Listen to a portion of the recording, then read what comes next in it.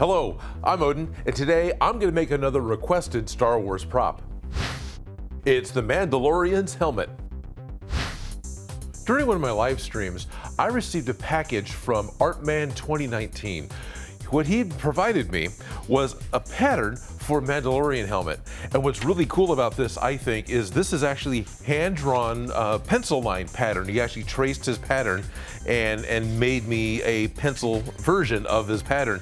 So this is what I want to use to make the helmet. Now I'm not going to make any adjustments to this. I'm going to build it just as it is, so whatever size it ends up being is the size it is, so it may not fit me.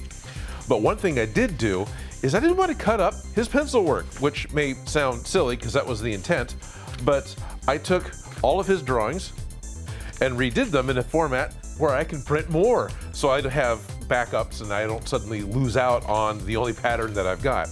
So that's the T-visor. He tells me the majority of this is to be built from 6mm foam with a few extra pieces for some dimension. So I'm gonna cut out the patterns and start cutting everything out of 6mm foam. I set the original patterns aside and start cutting out my copies. Now these are not just photocopies. I scanned the pencil drawings and then redid them with Inkscape. Artman sent along some instructions to go along with the pattern, which is pretty awesome. Thank you very much. Basically, I've got my pattern pieces separated by what thickness of foam I want to draw them onto. So this is going to be some 6mm, I'll do some 4mm, and do some 2mm. And I am deviating from the pattern a little bit, but I'll get to that when I get to that. I actually got to trace out all of my 6mm parts at the same time and then maximize my foam usage. Typically, I'm creating each piece as I go along, which is not the best for economizing your foam usage. It's kind of fun having all the parts right up front. I'll put the dome together first. Now the foam I'm using is a brand called What the Foam. It's denser than normal EVA foam, and it's still very easy to work with. And I can still use a heat gun to warm up the foam, and then curve it over my planishing stake to force the flat pieces into a compound curve. What the Foam is so dense that I could use a thinner foam, but I thought I would stick to the instructions, at least for now. With all the dome parts shaped, I can start gluing them together with contact cement. Contact cement does not stick when it's wet. You apply some to both pieces that you want to stick together and wait a few minutes for it to dry. Then the parts will stick together. Now you can speed up the dry time with a hairdryer if needed. And curving the pieces before gluing them makes a much nicer dome, and it puts less stress on the glue seams. Okay, I think I want to let this set for a little while, let the glue set up a little more. And I'm going to work on the back at least. Yeah. I have all the parts cut out for the back of the head. I cut out all of my vents from 2mm foam. The instructions said 4mm, which when stacked will be even thicker than the back of the helmet. Even the 2mm vents, when stacked, are slightly thicker than the 6mm when there's a flat backing in place. But if the backing was not cut to fit inside of the space, well, that's a whole other thought now, isn't it? It's not critical, oh, there's a whole, wow, I'm glad I talked myself through all this. For starters, I'm not going to use this size piece. I'm going to cut this larger and just cap the backside. So let's do that first. Changing plans mid-sentence. I cut a new back plate and glued it over the hole for the vents. What we're looking at here is the inside of the helmet. Then the vents can stack inside the hole, but they still look a little too flat and irregular. So I clamped all the vent panes together and trimmed the center out to be equal on all of them, which is a much needed improvement. And to get more dimension to the vents, I first glue a strip down the middle of the hole. Then I can carefully glue in each vent pane, starting with the bottom. And as I set each piece in, I press down on the outside corners, which bends the foam into a curved shape. And the top edge is still trimmed with a 2mm frame, and the vent looks much deeper and more dynamic now. So I want that to set up so I can curve it. Speaking of curving the foam, I start to heat up the faceplate, and I really heat it up on both sides a few times. And then curl the piece into a little bucket. Now this is something that I've seen William Shakespeare do. This forces a nice curve into the faceplate and it holds the piece exactly there until it cools down. So I can set the bucket aside, and I start heating up the outside of the full dome again. Now this relaxes the foam from when it was glued, and it really helps to smooth out the dome shape. And this is something that I've seen Evil Ted Smith do often. The heat will also open up the seams a little while you're doing this, but I'm planning on puttying those anyway, but I wanted to point out that the seams can open up. I set some weight on top of the warm dome to get the edges to be flat to the table while it cools. After the dome cooled, I set it on a Lazy Susan and trimmed the back edges to make them all equal. I had made sure the front edges were good when I glued them together, knowing that I could trim away the back now. Okay. That didn't work quite as well as I wanted it to, but it is still going to work. The back plate was also heated and put into the bucket to cool. Ha! That worked really well. That's way tighter of a curve than I want, but it's easy to unfurl to fit the dome. Apply a little contact cement to both sides. The cement needs to dry, so I check out the faceplate. Yeah, I'm actually extremely happy with that. That's a genuine curve all the way around. That's great. Before I curled the back plate, I marked the center point on the top, which I can line up with the center seam of the dome when I glue it on. So I'm very happy that I had made a center mark on the back of the head. So the actual back of Mando's bucket has got a mark on it, so I can line it up with the center line of my seam. That was important to me because as I came around to the sides, I'm 2 centimeters off from the notches, and I thought this piece was going to match up, and it doesn't. It's okay that it doesn't, I think, but hope. But all right. This actually will probably fit me. That's kind of cool. Time to glue the face on. And then it needs to jut forward 2 millimeters. Because the face doesn't, back has to line up totally smooth. The face is forward a little bit like a lot of the Mandos are. So, ooh, I should do that. What I need to do is glue a strip of 2 millimeter foam to the inside of the faceplate. Then, when I glue the face to the dome, I make sure that the insides match up, and that'll force the face to poke out 2 millimeters. Now I had marked the center of the face as well, and matched it to the center seam of the dome. Huh. So everything fits really well, but this is weird. I didn't expect to see this. I thought the parts were going to fit together, and I don't. Now I redrew the pattern, right? But I was fairly careful to my knowledge by doing a scan and keeping everything 100% and redrawing it in Inkscape in order to keep the parts right. I don't think I made the parts a different size. So I don't know why that is so differently short. I suppose I could take the papers and make sure that everything still lines up. But not that big of a deal because the ears will cover it. It's going to be easy enough to fill up that gap with a piece of 6 millimeter foam. Before I glued it in, I added more 2 millimeter foam to the inside edge of the face. I didn't think about this side when I was gluing in that top strip. The extra seams are no big deal. The ear panels are going to cover them. And now the most challenging part of the entire build, the cheeks. This is the first set, which is cut right from the plans. Artman's instructions literally said, "You'll have to guesstimate the angles of the cheek bevels." At least I knew what I was getting into. So this one angle's right. All right, I've got an error and I'm gonna get to redo these parts, and that excites me. So the cheeks for the Mandalorian helmet, this wants to be flat. This wants to be flat. That's the way it's supposed to be, and it'll look right if it's done that way. And if they're bent, then they're gonna look bent. So I'm trying to avoid that. The shapes are pretty close overall, but me having put this line in the same angle as this one angle here, this one angle, that's right. That's the only spot that's right. So I'm gonna need to cut myself out in new pieces, try again.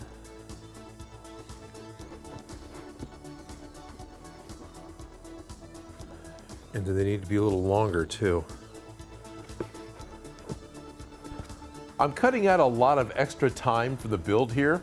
Getting the cheeks to work was about half of the entire assembly time. Now let's just say that the second set also didn't fit correctly.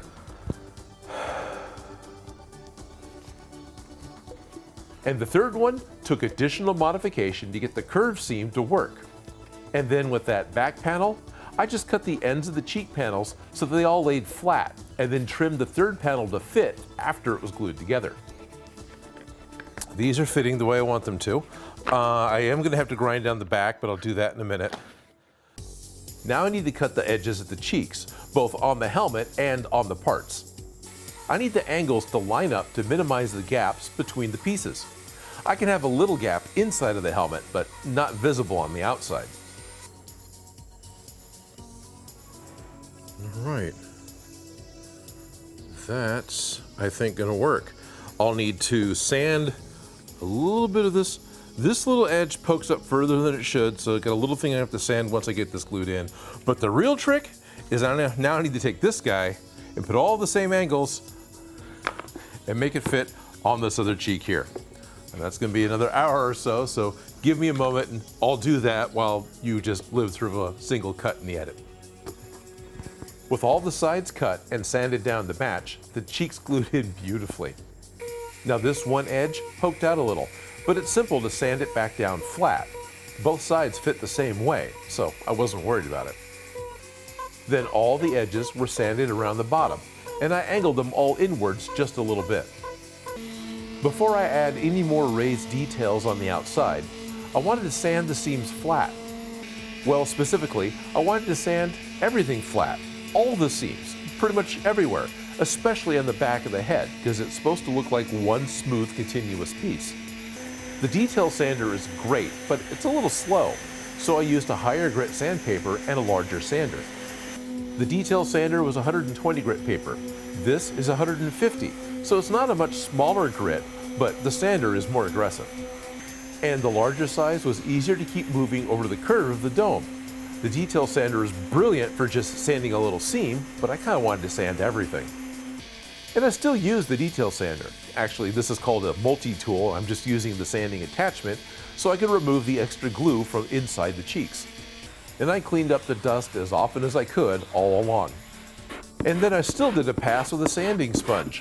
Now, I don't really think I'm getting anything extra removed here, but what I am trying to do is force all the sanding lines to go in the same direction, because that always looks better on aluminum, when I sand it in the same direction, so I thought I would try to do that here too. To seal the foam, I'm using a flexible spackle compound called Alex Fast Dry. Now this also comes in a tube, but I like the little bucket version. I tried to spread on a thin amount over the helmet with a piece of scrap foam as a spreader. But really, nothing beats just using your fingers. And I was able to spread the spackle easier and faster, and maybe even a little thinner with just using my fingers. I have jumped ahead a little bit. When you weren't looking and the cameras weren't on, I did a quick sanding of the initial layer of putty that I had put on, the initial layer of spackle. And then I did a second layer, but that one I did really wet, where I used the spray bottle and I would get the helmet wet and I put on a really thin coat over everything, including the visor. I was just wanting to cover it all. I'm a little worried about how well this is going to be showing up as silver, because it's supposed to be chrome and silver, and I'm trying to make it as smooth as I can. So I need to sand it again. I sand the helmet once again with an older fine grit sanding sponge, just trying to get everything as smooth as I can. All this extra effort is for a better finish on the silver paint, I hope. Then I clean the dust off. And I'm even sure that this little bit of water helps smooth everything out just a touch more, even though I'd still need to add more details now. To make the ear panels, I first cut a base outline. Now these are cut from 4mm foam. If you decide to make a helmet, I suggest making these a 2mm foam layer. Then I cut the pattern up into the small panels and trace them onto the base. The lower, thin panels have a slight slope to them. I glue a thin strip of 4mm foam along the center line and then cut out the 3 panels individually. The sides are all beveled, so when they glue to the base, the peaks will match and have the smallest center seam possible. The bottom panel I'll just trim to fit once the superglue sets. The next piece is simpler. It's a layer of 6mm foam with a layer of 2mm foam glued right over it. Just be sure to cut out that center part of the 2mm before you glue them all together. All the other sides can be cut after gluing, and I think I get cleaner looking sides when I do it that way. I grind out a little from the 6mm layer just under the red 2mm to create an overhang with the other parts that are already glued on.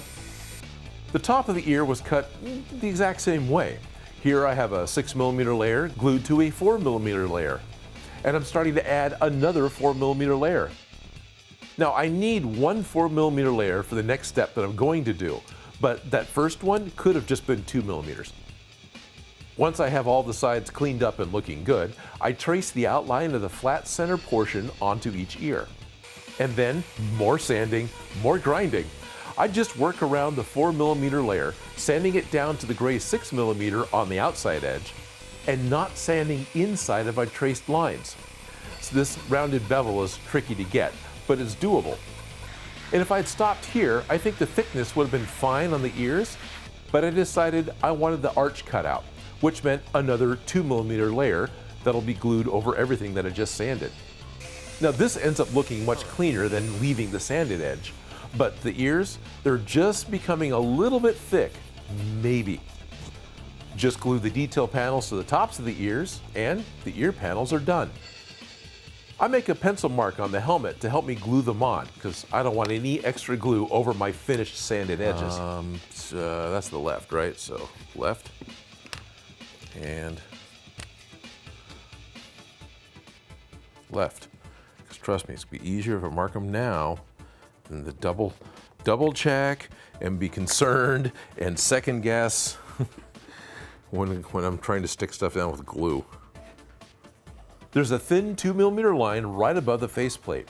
I super glue a strip down using a piece of scrap as a guide. And then I can glue the ears on. I cut the strip to fit the ears based on my pencil line. I cut my Mohawk strip from 4mm foam.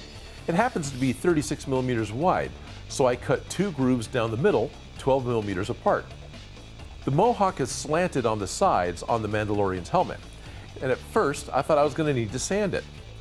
But by cutting that line halfway through the foam and then gluing a flat thing onto a round thing, I'm going to get that effect anyway, and it's going to be much easier. Good. And I think it worked out very nicely with minimal effort. Oh yeah, that fits. That actually fits really well. All right. Last thing to do before painting is cut out the T-visor. And I'm cutting out all the sides on an angle. The thin pointed edge will make the helmet walls look thinner, and if you look really closely at the helmet in the show, it's cut pretty much the same way. Because of how careful I put the cheeks in, it's not changing its shape at all. Oftentimes when I'm making the Mandalorian helmet or the Clone Trooper helmets, I've got some tension on the face.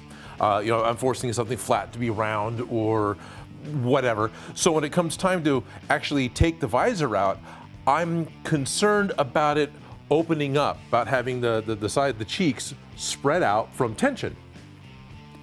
Probably because I pre-curved the face, and when I spent so much time putting the cheeks in, it's not moving. I don't need to put the braces behind it that I'm accustomed to doing, which is great. It's going to paint better this way.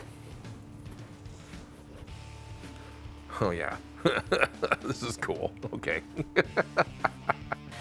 A last cleaning of dust and tiny bits.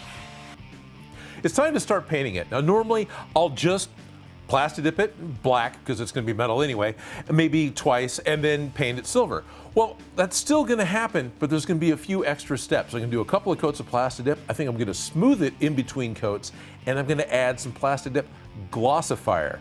Then we can paint it silver. I have to admit, even just a couple of coats of black plasti dip is looking pretty good. I have some nice smooth highlights in the dome. What I wanted to try was using naphtha. I wanted to use it to really smooth out the plasti dip as much as I can. Now I've done this before when the plasti dip goes on fuzzy, like popcorn ceiling texture, or when the Plastidip drips and runs. But this was the first time I've tried to just make it look smooth and glossy. Then I applied a couple of coats of Plastidip Glossifier spray. For the best chrome looking paint, you really want to have the best gloss black undercoat. And then silver paint was airbrushed over the gloss black. Joe is using Alclad II. It's a lacquer silver paint that gives the best chrome for plastic models. We both agreed this was the perfect project to fully paint this way, and it should work really well for a Beskar helmet. The Alclad II dries in minutes, and a protective gloss coat is applied. Joe's using Createx gloss top coat because it'll stay flexible. Alclad's aqua gloss will crack if used on anything that's flexible. And the last piece to put in is the T-visor. I first checked the fit with a piece of poster board, and then I cut out my visor from a cheap replacement welding visor that I bought on Amazon and glue it in place with super glue, which is a little scary because I need to be very careful not to get the glue on any of the parts where we can see it.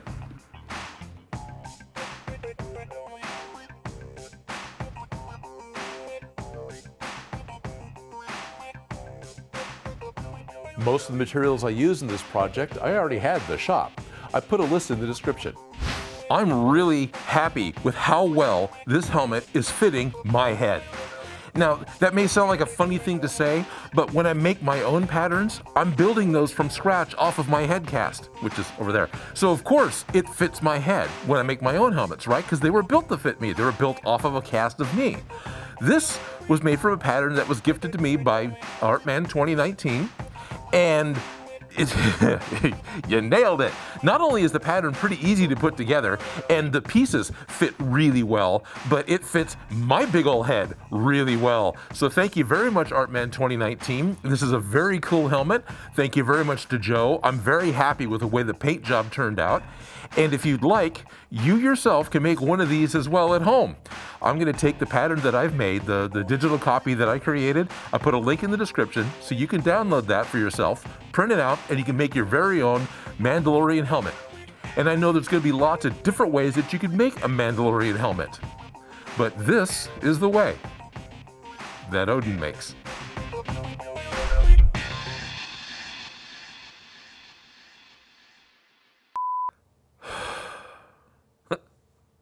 Big sigh, now I can't see. Don't forget you're wearing a bucket, which means you're wearing a costume bucket, which means it's just a foam bucket on your head. It has no ventilation, so when you have a big sigh, all of a sudden your visor fogs up and you can't see squat. So inside the helmet, I put Airsoft pads.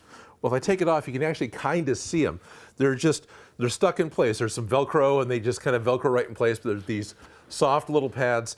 I don't know if Airsoft is same thing with like the soft BB guns, the replica guns. I don't know if it's that type or if that's just the brand name of the pads that are made for other safety gear. But these work really well. They're like $12 on Amazon. I'll be getting some more of these. These are pretty cool. Yeah, definitely need more for other helmets. Hey, you younglings, get off my lawn. Retirement sucks.